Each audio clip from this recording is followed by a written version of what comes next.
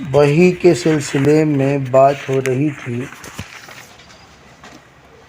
کہ وحی کن کن شکلوں میں آپ پر نازل ہوتی تھی۔ ایک بات بنیادی طور پر سمجھنے کی ضرورت ہے، وہ یہ کہ وحی کا تعلق کس سے ہے۔ لغوی اعتبار سے اگر دیکھا جائے، وحی کہتے ہیں ہر اس بات کو جو خاموشی سے کہی جائے، خاموشی سے بتائی جائے، چاہے وہ کسی ظاہری انسان کی شکل میں ہو یا خفیہ شکل میں ہو، ان تمام کو وحی کہا جاتا ہے۔ ابھی وحی کی ایک ہے لغوی تعریف اور یہ کہیں اصطلاحی تعریف۔ لغوی اعتبار سے وحی عام ہے، خفیہ بات سے لے کر اللہ کے طرف سے نبیوں پر نازل ہونے والے وحی تک اس کا اطلاق ہوتا ہے۔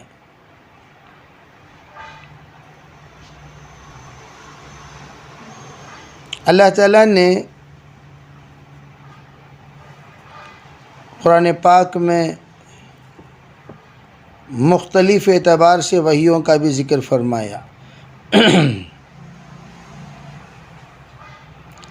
اور اس میں سورہ نحل میں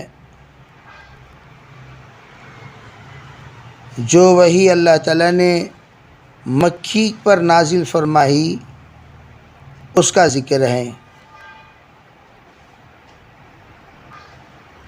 اور سورہ انفال میں فرشتوں پر وحی نازل فرمائی اس کا ذکر ہے۔ چنانچہ ارشاد ہے اِذْ یوحی ربک الی الملائکہ، اس کے ذریعے سے فرشتوں پر وحی نازل کرنے کا ذکر ہوا۔ اسی طرح موسیٰ علیہ السلام کی ماں پر وحی نازل کرنے کا ذکر ہوا کہ ہم نے وحی نازل فرمائی اِذْ أَوْحَيْنَا إِلَىٰ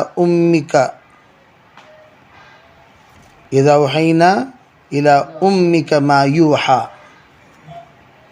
اس میں ماں پر وحی نازل کرنے کا ذکر آیا ہے۔ تو ان آیتوں سے یہ بات واضح ہو رہی ہے کہ لفظ وحی جہاں جہاں استعمال ہوا غیر نبی کے لیے، وہاں لغوی معنی میں استعمال ہوا ہے، اور جہاں جہاں نبی کے لیے استعمال ہوا ہے وہاں اصطلاحی معنی میں استعمال ہوا۔ یہ اس کے لیے آسان تجزیہ ہے۔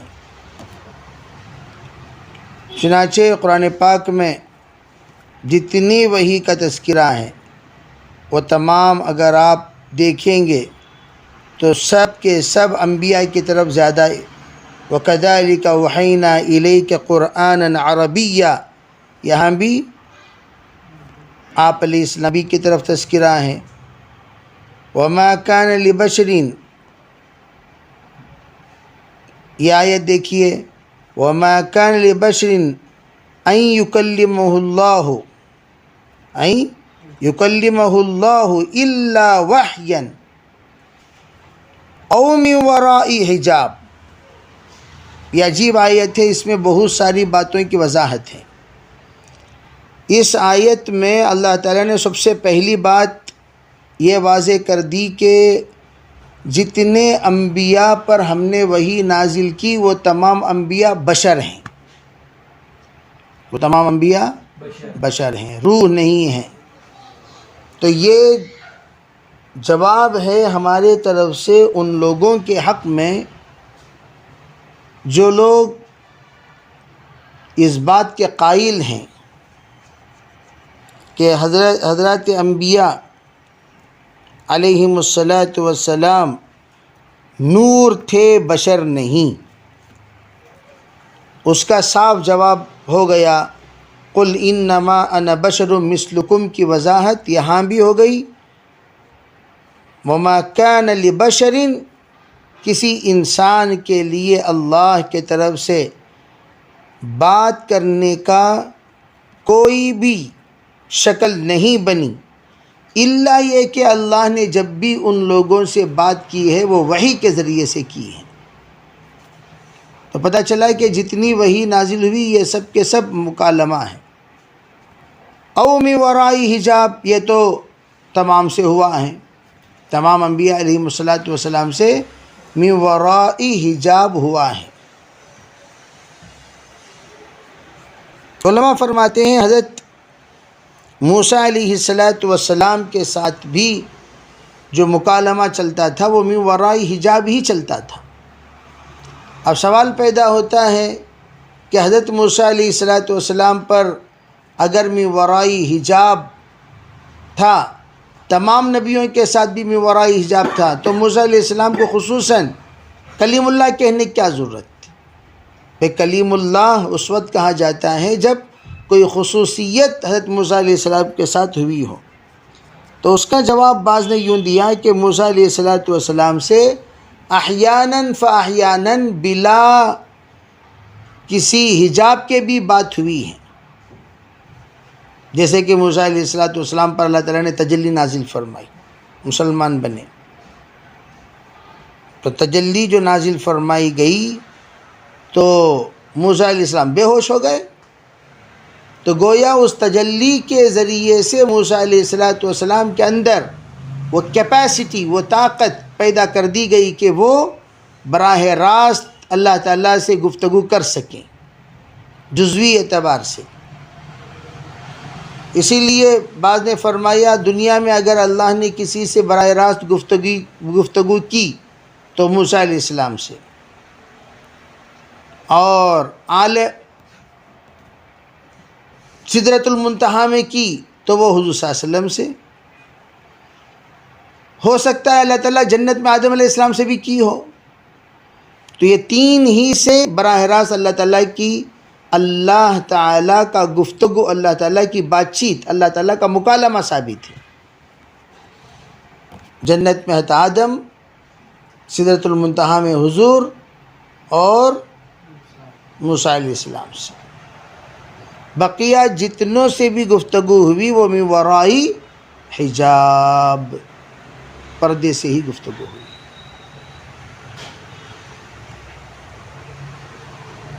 تو یہاں یہ بات واضح ہو گئی۔ پھر اس کے آگے فرمایا او یرسل رسولا فیوحی باذنہ، اللہ تعالیٰ رسولوں کو بھیجتے ہیں، روانہ فرماتے ہیں، اور ان پر وحی نازل کرتے ہیں۔ تو خیر اس کے ذریعے سے یہ بات واضح ہو گئی کہ حضرت نبی علیہ الصلاۃ والسلام پر جو وحی نازل ہوتی تھی وہ وحی بالواسطہ ہوتی تھی، بلا واسطہ نہیں، بالواسطہ ہوتی تھی، بلا واسطہ۔ دوسری بات وہ یہ ہے کہ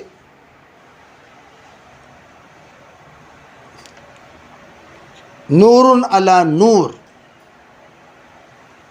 یہدی اللہ بنورہ من یشاء کے ذریعے سے بریلویوں کا یوں کہنا ہے کہ نور علی نور، نور سے مراد حضور ہیں، اور ایک نور سے مراد وحی ہے، یعنی وحی علی النور، نور علی نور یعنی الوحی نزل علی النور۔ آپ علیہ الصلاۃ والسلام کو بریلویوں نے نور کہا، گویا علم بھی ایک نور ہے، العلم نور من الہی، اور حضور بھی ایک نور ہیں۔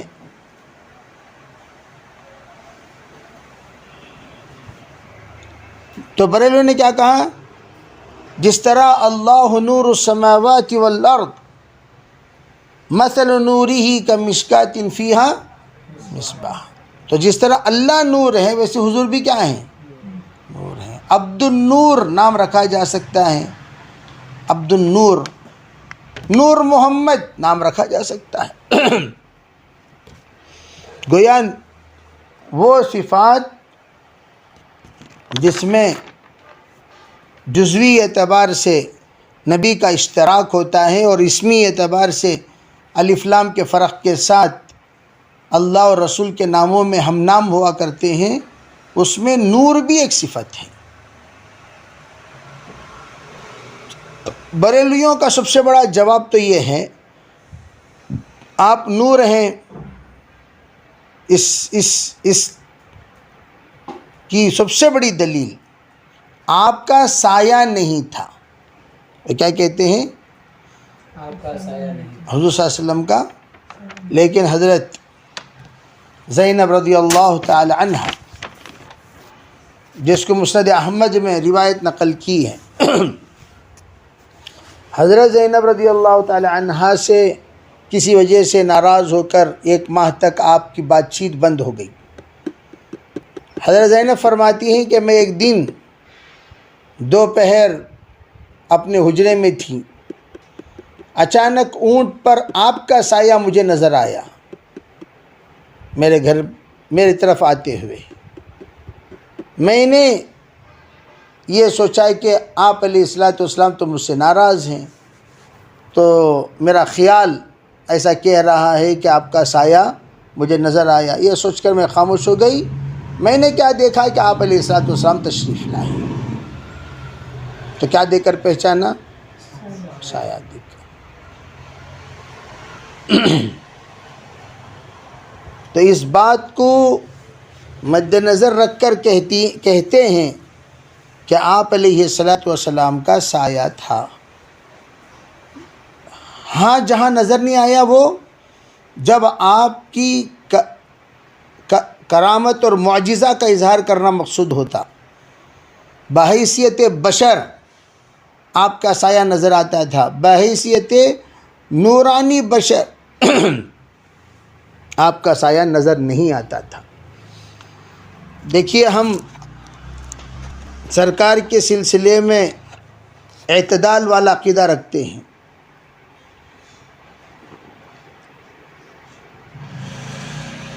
نہ ہی غیر مقلدوں کی طرح ہمارا عقیدہ یہ ہے کہ آپ سراپا بشر ہی بشر ہیں، نحن رجال وہم رجال، جس طرح تابعین نے کہہ دیا صحابہ کے سلسلے میں وہ بھی مرد تھے ہم بھی مرد ہیں۔ ان کا یہ کہنے کا منشا یہ نہیں تھا کہ بدنی اعتبار سے مردانگی کا اظہار فرمائیں، ان کا کہنے کا منشا یہ تھا کہ ان کو یہ بات معلوم ہو جائے کہ انہوں نے بھی ہم ان کے پیچھے مردوں ہی کو چھوڑ کر گئے۔ کیا مطلب مردوں کو چھوڑ کر گئے ہیں؟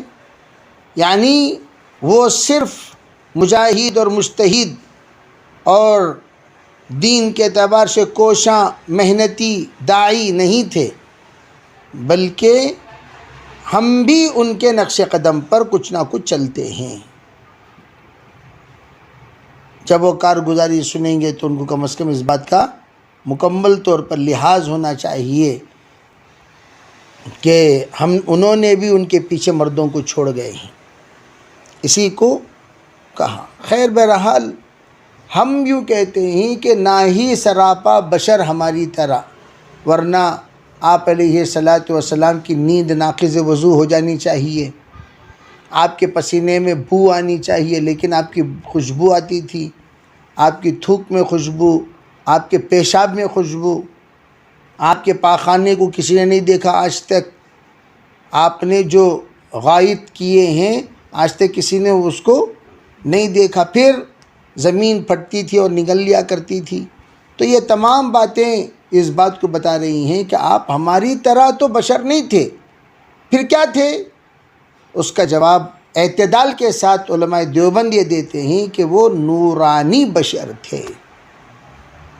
ہم نہ نور کہیں گے بریلویوں کی طرح، نہ ہی سادہ سیدھا بشر کہیں گے جیسے غیر مقلدوں کی طرح، بلکہ ہم یوں کہیں گے آپ نورانی بشر تھے۔ چنانچہ عائشہ فرماتی ہیں رضی اللہ تعالیٰ عنہ، کبھی کبھار سوئی وغیرہ گم ہو جاتی تو پھر ہم لوگ حضرت نبی علیہ السلام کی آمد پر اتنا کمرہ پر نور ہو جایا کرتا تھا کہ گم شدہ سوئی ہم لوگ پا لیا کرتے تھے۔ تو یہ نورانی بشر تھے، تو نورانی بشر کے اعتبار سے آپ کے ساتھ ہمارا یہی عقیدہ ہونا چاہیے۔ خیر، یہ وحی کے جو اقسام میں نے بتائے کہ ان اقسام میں اس قسم کو مد نظر رکھیں کہ یہاں پر جو وحی کی قسمیں بیان کی جا رہی ہے وہ آ کر وحی شرعی ہے، وحی اصطلاحی ہے، اس کو یہاں بیان کیا گیا، ورنہ وحی مختلف معنوں میں لغوی اعتبار سے بھی اور شرعی اعتبار سے بھی استعمال ہوتی ہیں، لیکن یہاں جو مراد ہے اس سے مراد یہ ہے۔ اللہ سمجھ کے